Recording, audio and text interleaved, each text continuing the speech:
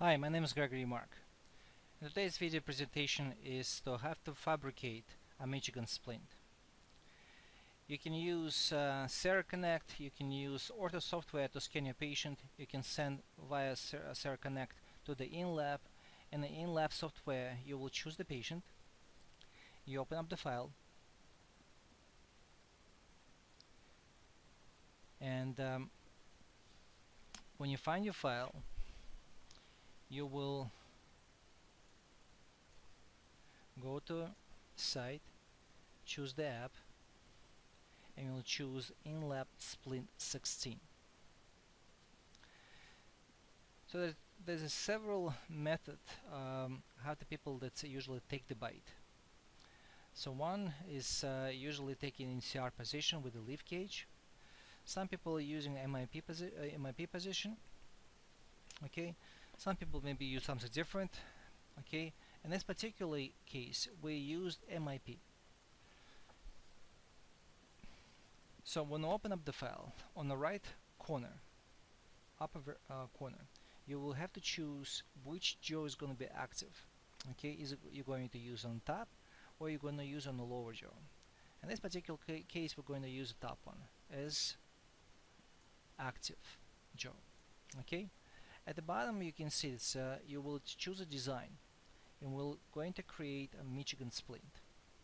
So the next step would be a set a model axis.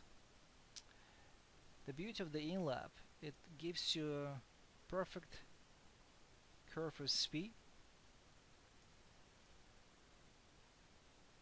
Have to make a little bit adjustment,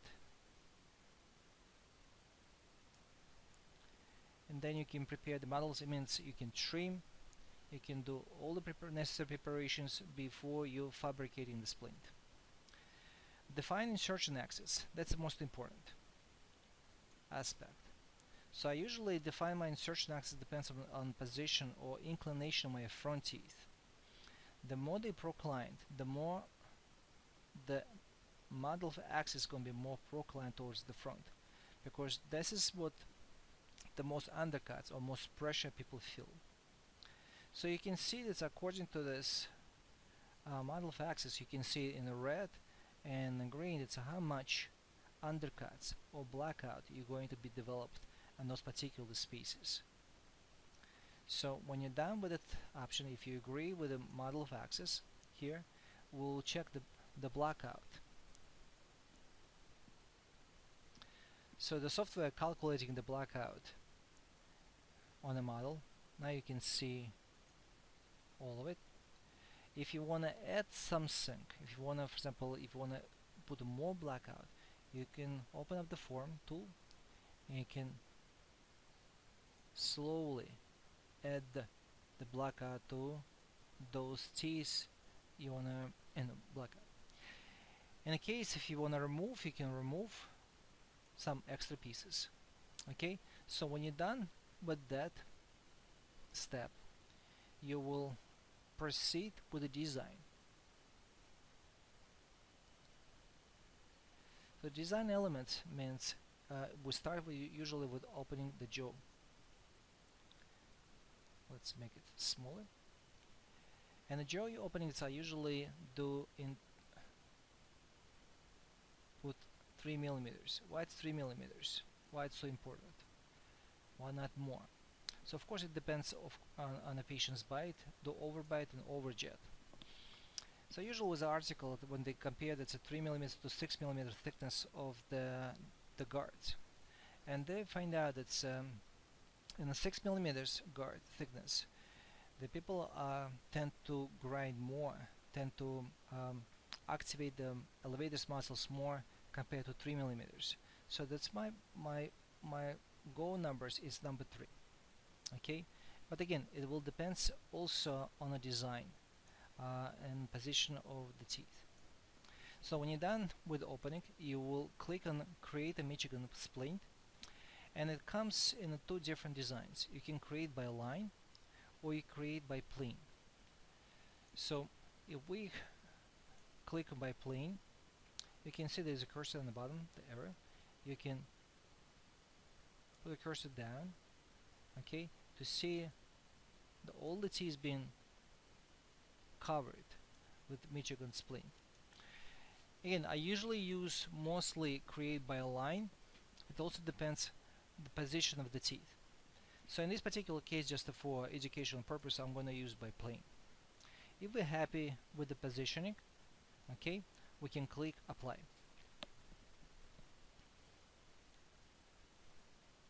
So now the software gives us outline where the future splint will probably align on the teeth.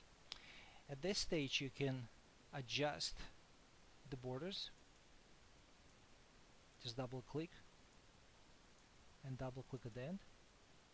The software again will calculate the new positioning. In this particular case, I'm not going to use a second molars. I usually don't like to use them.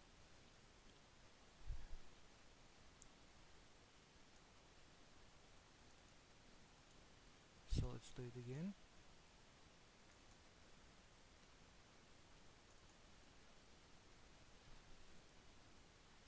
So let's do the same here.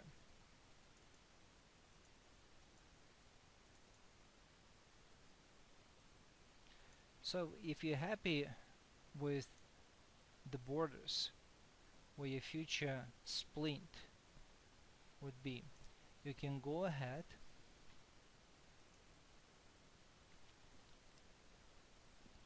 again. You can see that all the parameters here, that so you can change them. Depends how much thickness do you want, how much space do you want. What I don't like in the software, I have the design. How they designed it's the Michigan splint. You can see that there is a ramp here in the front, and if the patient has a constricted bite, okay, and he bites over here, it's gonna push the jaw towards the back and causing more problems to the joint. It will going to be more constricted bite. If the patient has a part function, it also has a problem because it doesn't have a freedom. When the patient is going to be locked, it doesn't have freedom. People aren't going to like this design. So what I usually do is I usually flat it out, okay, in posterior teeth, make this area more flatter, so to give a little bit more freedom. And it's going to be designed for a patient who has a constricted bite. It's going to be fine. It's going to be also for dysfunction and also for the parafunction. It means one design that fits all the problems. So in this case, you can see here it's in a form tool. You see at the bottom right here, consider opposing jaw. You can click on it, and you're going to see that the software will redesign the Michigan splint according to the bite with the lower jaw. You can also see that there is nothing here on the front. It means if we're going to place the lower jaw, you can see that we still have a space here. Okay, so let's get it. The next step, I usually do virtual grinding.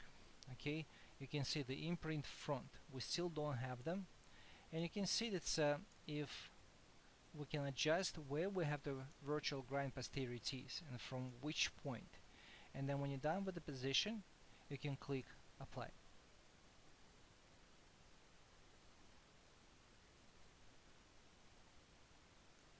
So when you're happy with the result,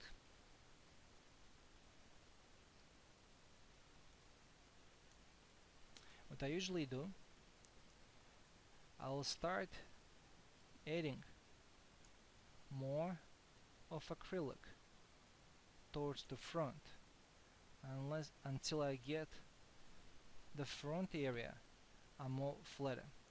And the more I add acrylic to the front, you will see to have the bottom teeth, the front teeth, or the contacts will appear.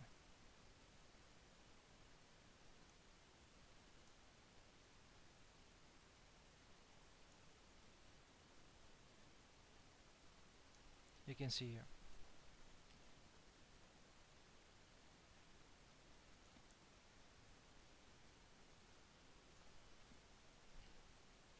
So when I'm happy with the result, okay, what you can do is you can probably print this, you can mill this, and then with the sharpener you just outline what the contact is and try to flatten out this area until you reach the precise contact point in the CR position. Okay, you can do also the same here.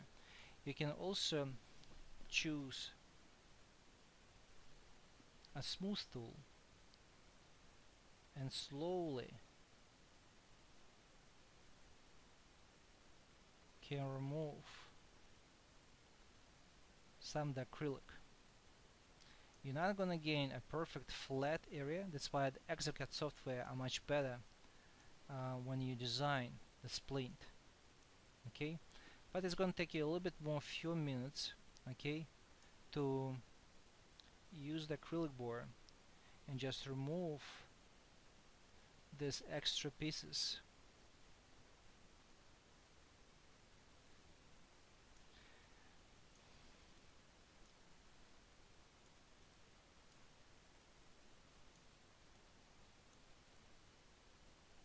So what I usually do is when I mill this, I will remove this layer of extra acrylic to make this flat path for the front teeth, okay, to give a little bit freedom to the patient. And usually people who's a parafunction kind of stuff, they usually are more comfortable with this kind of splint when they have no restriction.